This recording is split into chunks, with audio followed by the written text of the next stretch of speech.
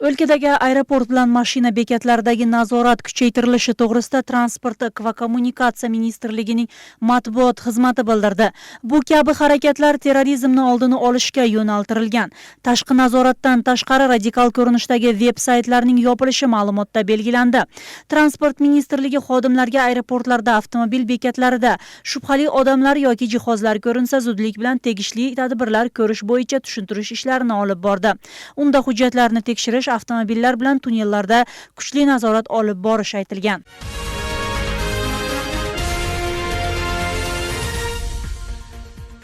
Bugun joriy kengashning deputatlari o'ng rulli mashinalarga jarima solish 2020-yilgacha uzaytirilishi bo'yicha ovoz berishdi. Natijada 108 deputat o'z roziligini berib, qonun ikkinchi o'qishga yuborildi. Eslatib o'tsak, Qirg'izistonning hududida yurgan o'ng rulli mashinalarga jarima to'lash bo'yicha qonuni 2016-yilning 1-yanvaridan boshlab kuchga kiradi. Jarima pulining muddatini uzaytirish qaralgan qonun loyihasining tashabbuskorlaridan biri Iso Umirqulovning ta'kidlashicha, jarima to'lashning aniq mexanizmlari ishlab chiqilmagan. Deputat Baqit To'rabayevning ta'kidlashicha, agarda bu qonun qabul qilinsa, oddiy xalqqa foydali bo'ladi. Qirg'iziston bo'yicha 192 ming o'ng rulli avtomobil bor. 2014-yili taksi patentlarini olishdan byudjetga 25 million so'm tushsa, 2015-yilning 9 oyida 17 million so'm daromad kirgan.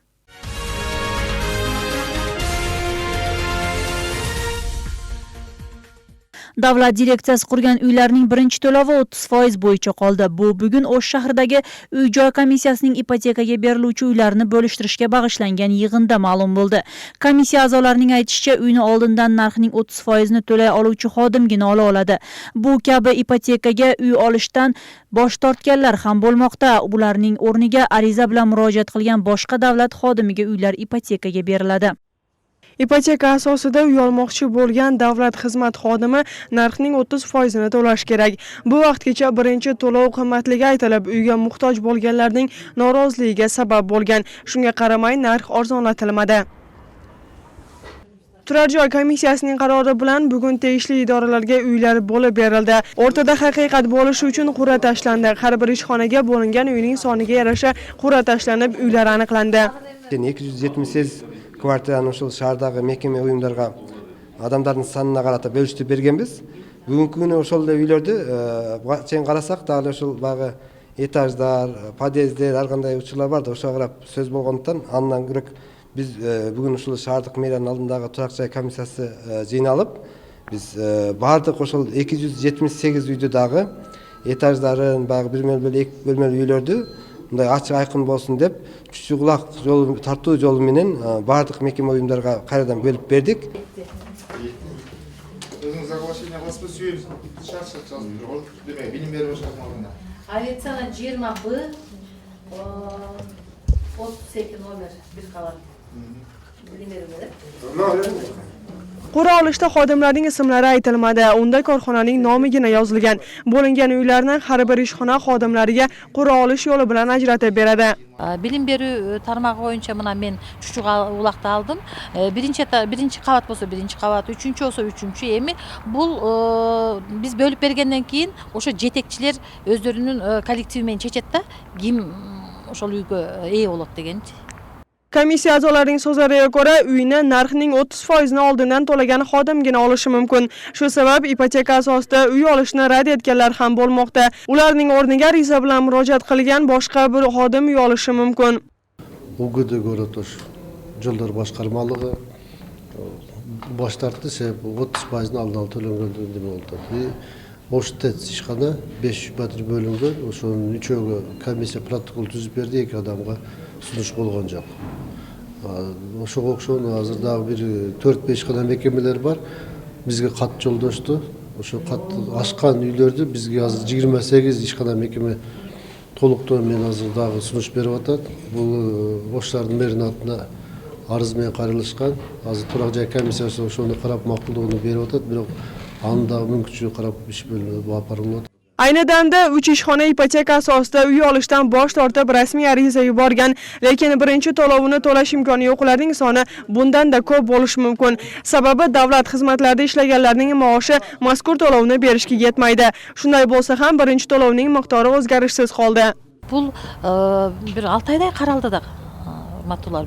6 ай коомчулуктун кароосунда талкуу болду. Ошого макул болгондон кийин бул чечим чыгарылды. Шаардык кеңеш карады. Эми Бул жерде кайрадан эле баягы акчалуу адамга жок, андай эмес. Ошон үчүн наразычылык болбосун деген максатта өзүңөр көрдүңөр. Чучу кулак менен тартуу менен бүгүн ошол ар бир бөлмөнү биз бөлүп чыктык, квартираларды карап. Анан ошо мекеме ишканалардын өздөрү дагы ошол ким өтө муктаж ошолорго өздөрү көрсөтмө берип атат да. 30%-ын алдын ала төгөт. Бул банк аркылуу жүргүзүлөт бул иш. Келип үй алуучулар келип туруп, ушул биздин жеке турак жай бөлүмүнүн жетекчиси менен келишимге кол коет. Кол коюп, 10 күндөн баштап акчасын төксө эле 30%-ын төккөн күндөн баштап ордерди барат, демек берет. Ал үйлөр негизи бүгүнкү күндө даяр, барып жашаганга толук мүмкүнчүлүк бар деген. Narxning qolgan 70%ni 6 yilda so'm bilan to'lash kerak. Oldindan olingan 30% mablag' hisobidan O'sh shahrida yana 2 ko'p qavatli uy qurilishi rejalashtirilmoqda. Mazkur uylar ham ipoteka asosida sotiladi. Majina Ulug'bekqizi, Adina Do'stinbetova, Aybek Bedilbekov, Intimaq.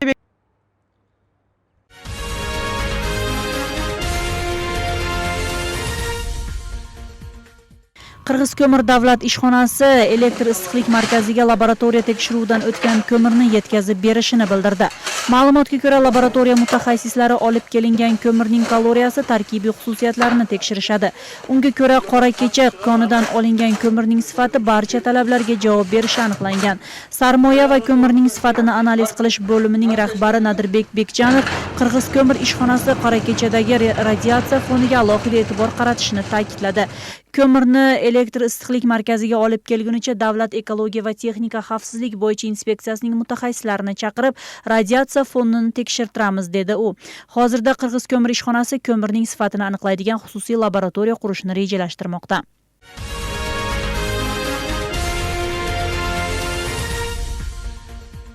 4 fevralda Jo'g'ir Kengeshning yig'inida turli masalalar soatida bir qator deputatlar joy-joylarda yangi oila qurganlarga yer uchastkalarini transformatsiya qilish masalasi dolzarb bo'layotganini ta'kidlashdi.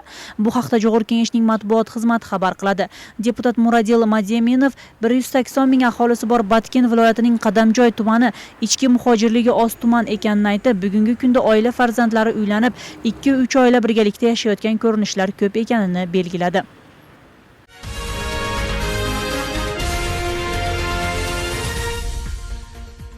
So'nggi vaqtlar uchar apparatlar foydalanuvchilarining soni o'sdi.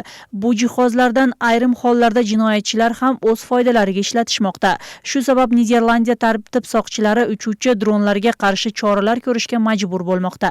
Bu haqda navbatdagi lavhada tomosha qiling. Niderlandiyada yuqori texnologiya yordamida havodan hujum qiluvchilar bilan kurashishning yangi usuli o'ylab topildi. Bundan buyon burgutlar politsiyaga yordam beradi. Ular jamiyat uchun xavfli bo'lgani uchun maxsus uchuvchi dronlarni ushlashga o'rgatilmoqda. Жогорудагы көзөмөл долбоору дүйнөдө биринчи рет ишке кирип жатат. Анда жырткыч канаттууларды, учуучу дрондордун бардык түрлөрүн туткан үйрөтөбүз.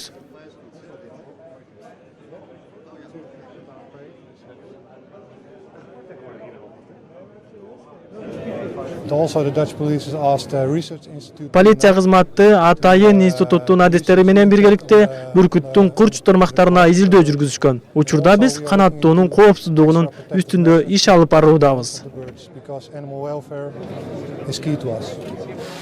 Shu bilan birga o'rgatuvchilar dronlarni qo'lga olish vaqtida qushlarga ziyon yetishi mumkinligini eslatishmoqda. Biroq so'nggi xulosa mutaxassislar tomonidan chiqariladi. So'nggi vaqtlarda uchuvchi uskunalardan foydalanganlar soni ortgan. Ular jamiyatga ham xavf yaratishi mumkin. Shu bilan birga dronlar yordamidan jinoyatchilar ham foydalanishi mumkinligi eslatilmoqda. Tartib soqchilari burgutlarning bu yo'nalishda foydalanish o'ta zarur ekanini aytishadi. Biroq ular kuch tizimlari qatoriga qo'shiladimi, yo'qmi, hozircha yil yakunida ma'lum bo'ladi.